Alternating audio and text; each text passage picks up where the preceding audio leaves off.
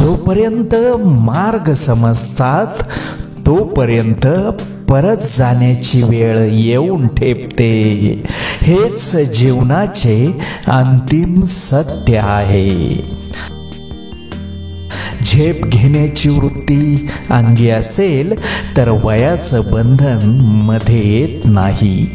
माणसाने वय झाल्यावर ज्येष्ठ व्हावे, म्हातारे नाही.